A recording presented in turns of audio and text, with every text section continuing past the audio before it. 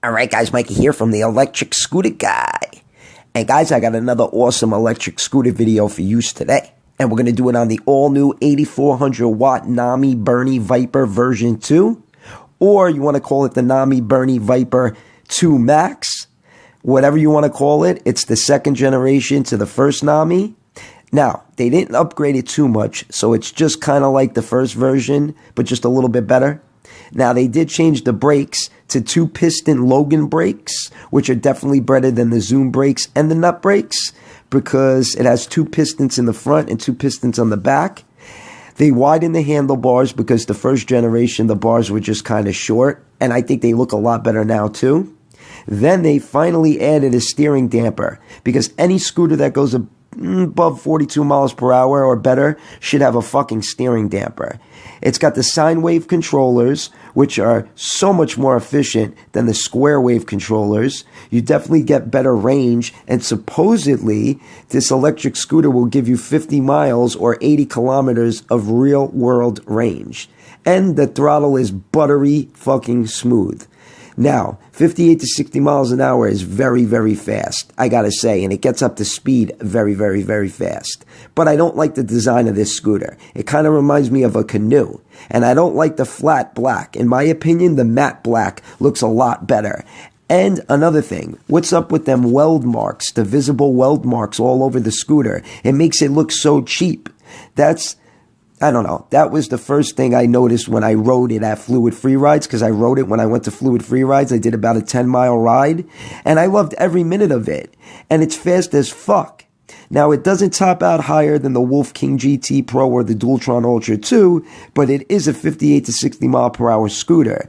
And it gets up to speed really, really fast, especially with me on it, because I only weigh like 140 pounds, so it goes.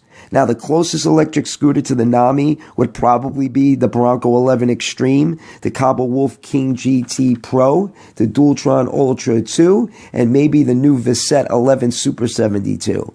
But in my opinion, the Cobble Wolf King GT Pro is your best bet. It's the fastest out of the bunch, and it looks the best in my opinion. And it's half the fucking price at $3,600. The Nami's $4,700. And if you want the King GT or the Nami, you can pick it up from Fluid Free Rides. I think they got them in stock.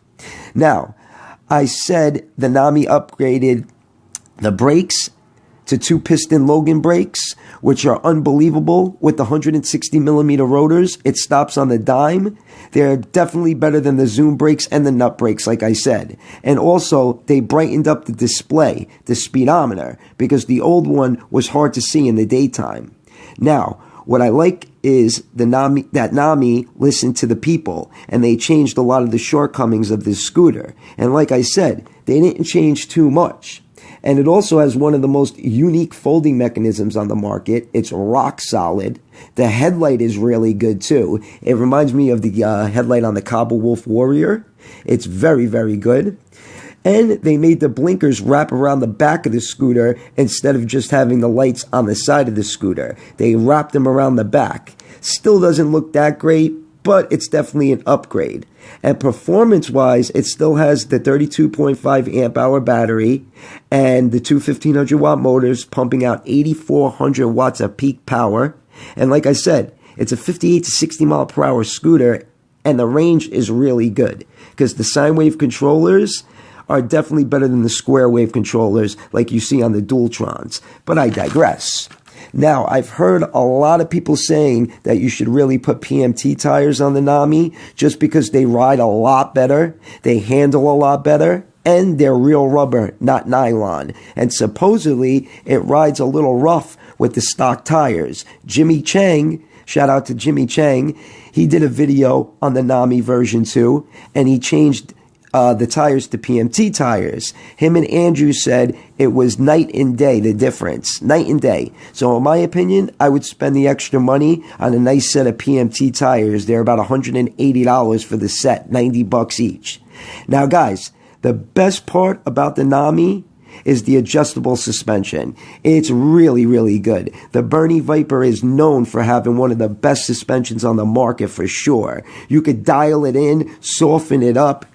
It's just a great design with the C-style suspension and with the PMT tires. What a comfortable ride. I tell you, those PMT tires make all the fucking difference in the world. All the difference in the world. Now, I don't like the fucking thumb throttle. I hate the thumb throttle. I don't like the feel of the thumb throttle. I like the trigger throttle better. Plus, the thumb throttle has a big dead spot on the Nami when you first hit it.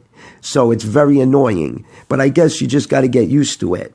But all in all, I'm just not a big fan of the Nami. It's a great scooter, but I like the Bronco and Cobble Wolf King GT a little bit better. But to each his own, right, guys? So, I hope you enjoyed the video on the Nami Bernie Viper version 2, or the Nami Bernie 2 Max, whatever you want to call it. And like I said, you can pick it up from Fluid Free Rides for $4,800. It's not cheap, but you got to pay to play, right, guys? So if you enjoyed the video, give it a thumbs up. If you guys haven't subscribed yet, just smash that subscribe button. Mikey from the Electric Scooter Guy, peace out.